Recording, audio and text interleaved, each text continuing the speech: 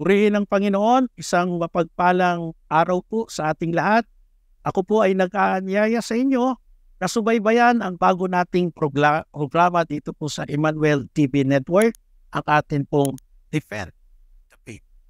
Sa una po nating programa ay ating ipaliliwanag sa inyo mga taga-subaybay kung ano po ang layunin ng ating palatuntunan. Sa kasalukuyan pong panahon sa pagsibol ng marami at iba't ibang uri ng pananampalataya, ang mga ito po ay mayroong battle cry na tinatawag kung saan ay nagsasama-sama at iisa po ang kanilang kinukundina, ang pananampalatayang Katolika. Sa katotohanan, nakalulungkot po na ang mga ganitong galaw ng ibang pananampalataya ay nakakaakit ng maraming mananampalatayang Katoliko. Kung mapapansin po natin sa iba't ibang mga komunidad, mga parokya, mga samahan, ang dating nabubuong mga pamilya ay nagkakawatak-watak. Kaya napapanahon ang ating programa upang mapaunawa natin sa ating mga kapananampalatayang Katoliko ang beauty of our Catholic faith. Sa totoo lamang po, unang-una ay dapat nating i-admit o tanggapin na mayroon po mga kakulangan sa kamalayan tungkol sa ating pananampalatayang Katoliko. Minsan nga po, very basic hindi masagot kung ano ba natin ito ipaliliwanag o ipagtatakbol. Kaya nga po sa pamamagitan ng programang ito, Defend the Faith, ay maipauunawa po natin sa lahat kung ano ang katotohanang umiiral sa pananampalataya ng Santa Iglesia Katolika. Una, ano po ba ang layunin natin? Palalawakin po natin ang pag-aaral tungkol sa terminong apologetika. Ano po yung apologetic? Sabi po ng isang definition ng diksyonaryo, apologetic is a theological science which has for its purpose the explanation and defense of the Catholic Christian faith. Ibig sabihin, hindi ho tayo nag-aangat na makipag-away, makipag-diskusyon, manakit ng damdamin ng iba, manira sa pananampalataya ng iba. Ang layunin po ng ating palatuntunan ngayon ay ipaintindi, ipaliwanag, at bigyan po ng katotohanan ang mga aral ng ating pananampalatayang Katoliko. Hindi po tayo maninira, hindi po tayo mag-aaway, hindi po tayo mananakit. Titindig lamang po tayo sa katotohanan. Sapagkat ang sabi ng ating Panginoon, at ito po'y nakikita natin sa banal na kasulatan, sa Gospel of St. John, the truth shall set you free. The truth shall set us free. Kaya nga po mga kapanalig, dapat nating maintindihan na bilang Katoliko, meron po tayong tinatawag na mga batas. At sa atin pong batas ng pananampalataya sa Santa Iglesia, dito po sa umiiral na canon law, the Code of Canon Law, ibig sabihin, mga batas sa loob ng simbahan, kung sa gobyerno po ay merong constitution, ito po yung ating pamantayan sa ating pananampalataya, sa ating simbahan. Code of Canon Law. Ano po ba ang itinuturo sa atin ng Code of Canon Law? Hayaan po ninyong basahin ko sa Canon 229. Ano po ang sabi?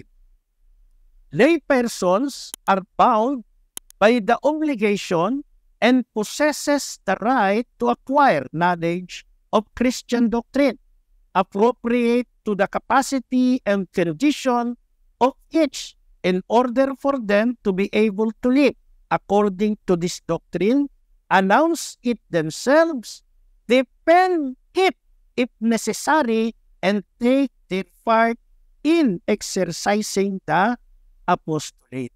Canon 229, defend it if necessary. Sa totoo lamang po sa panahon natin ngayon, tunay naman pong napapanahong ipagtanggol ang ating pananampalataya.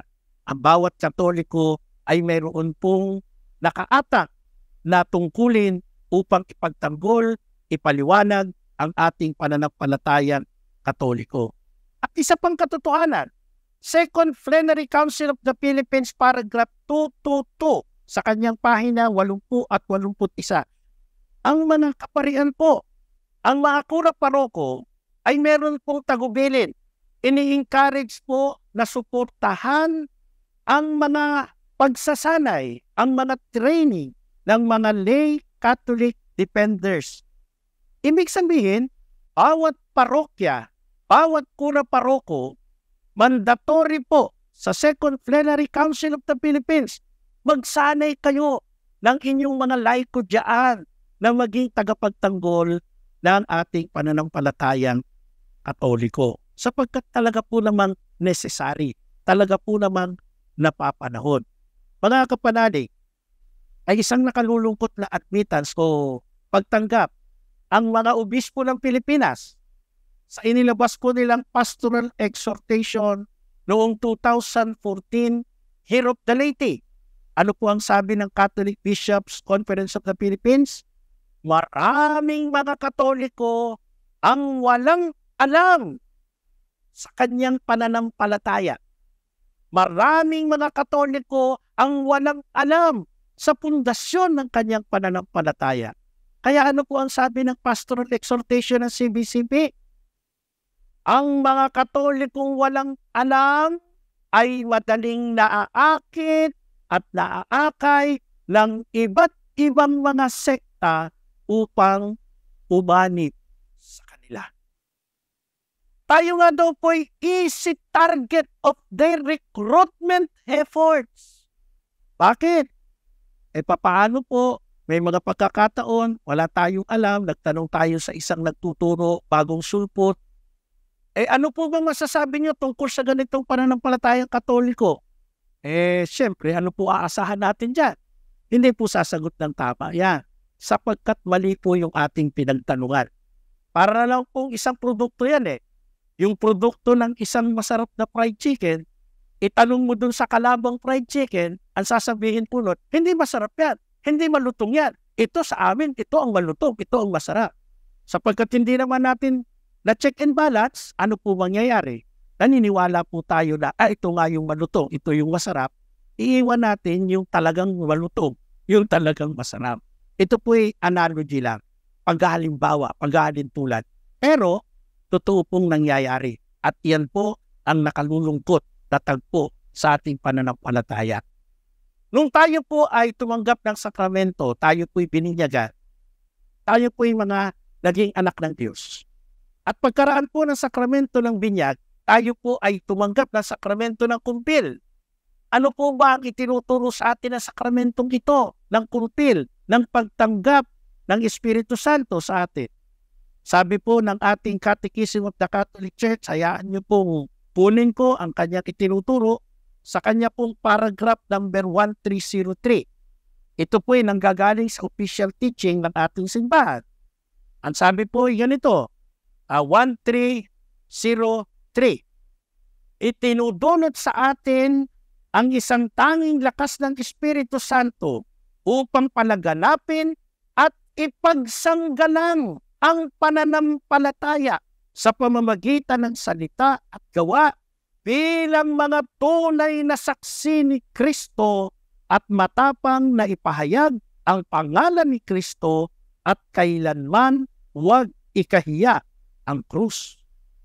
Mga minamahal kong taga-subaybay, ang atin pong pinagkunan ay official teaching ng simbahan, Catechism of the Catholic Church, at maliwanag po na sa pamamagitan ng ating tinanggap na sakramento ng kumpil, tayo po'y kinakailangang magtanggol ng ating pananampalataya. At sinasabi rin po sa Catechism of the Catholic Church number 1816, muli ko pong babasahin, ang alagad ni Kristo ay di lamang dapat ingatan ang pananampalataya at isabuhay ito, kundi ipahayag rin, matatag na saksihan at palaganapin. Ang lahat ay kailangang ihanda ang sarili upang parangalan si Kristo sa harap ng mga tao at sundan siya sa daan ng krus sa gitna ng mga pag-uusig na laban sa iglesia. Lahat po tayo bilang mga binyagang Katoliko ay may mandato sa pamamagitan ng sakramentong ating tinanggap. Tayo daw po ay dapat na maging matapang, dapat na ipagsangkala, dapat na isabuhay ang aral na tinanggap natin bilang mga kaanib ng Santa Iglesia Katolika. Bago po ba ang apologetic? Bago po ba ang pagtatanggol? Ito po ba'y tinuro lamang ng Catechism of the Catholic Church? Ito po ba'y hinalaw lamang sa Code of Canon Law? Hindi po. Ang pagtatanggol sa pananampalatayang Katoliko magmula pa sa panahon ng mga apostol ay itinuro sa atin ito. Kaya nga po ang tawag sa pagtatanggol ng pananampalataya is an apostolic teaching. Saan natin mababasa? Saan natin makikita? Tingnan po natin ang nakasulat sa banal na kasulatan sa bahagi po ng Santiago, chapter 1, verse 3. Ano po ang sabi? Ginamit po natin ditong babasahin ay ang Pinoy version, the Bible ng Philippine Bible Society. Mga mahal kong kapatid, ginagawa ko ang best ko noon para sulatan kayo tungkol sa kaligtasan natin. Tapos, naisip kong kailangan sulatan ko kayo agad para i-encourage kayong ipaglaban ang faith na ibinigay ng Diyos sa mga pinili niya. Isang beses niya lang yun binigay at sapat na yun. Napakaliwanag po ng sinabi ni Apostol Santiago. Ini-encourage ko kayo. Ipaglaban ang faith. Ipaglaban ang pananampalataya. Kaya po, yung pagtatanggol natin, pagpapaliwanag natin, hindi ako bago ito. Ito po ay isang apostolikong aral kung saan, lalong-lalo na sa modernong panahon ngayon, ay dapat po nating gawin, dapat po nating isabuhay. Sa katotohanan po, mga mahal kong taga-subaybay, kung tayo po ay mananahimik, kung tayo po ay hindi kikibo, kung aayaan po nating lumawak ang iba't iba pang pananampalatayang umiiral sa ating paligid, at hindi tayo kumibo bilang mga binyagang Katoliko, bilang mga tumanggap ng sakramento ng kumpil, meron po tayong pananagutan sa Diyos. Ano po ang ating mababasa sa banal na kasulatan? Dito po sa sulat ni Santiago, chapter 4, verse 17, kaya nga, kung alam na ng isang tao ang tama na dapat niyang gawin, pero hindi niya ginagawa iyon, nagkakasala siya. Ito po ang tinatawag nating sin of omission. Kapag alam mong tama, hindi mo ginawa, ikaw ay nagkakasala. Anong ibig sabihin? Kung ang iyong pananampalatayang Katoliko ay sinasaling, kung ang iyong pananampalatayang Katoliko ay nililima, ngunit hindi ka kumikibo, you are committing the sin of omission. Pagwawalang bahada. Kaya nga po sa pagkakataong ito, salamat po sa pamunuan ng ating Emmanuel TV Network sa pangunguna po ng ating mahal na Direk M7 Peñalong sa pagbibigay po ng pagkakataon sa atin upang maging bahagi ng kanilang network, upang maging bahagi ng pagpapaliwanag sa ating mga kapananampalataya, sa ating mga kapatid sa Santa Iglesia Katolika. Salamat din po kay Brother Carmelo Cortez na siya pong nagpakilala naman sa akin para kay Direk Peñalong. At sa lahat po ng kasama natin sa network na ito, patuloy po tayong maging masigasig, patuloy po tayong magsumikap na magamit ng Diyos upang ipahayag ang katotohanan. Ako po, si Brother Marco Evangelista, nagsasabing nasa atin ang Diyos, Emmanuel. Salamat.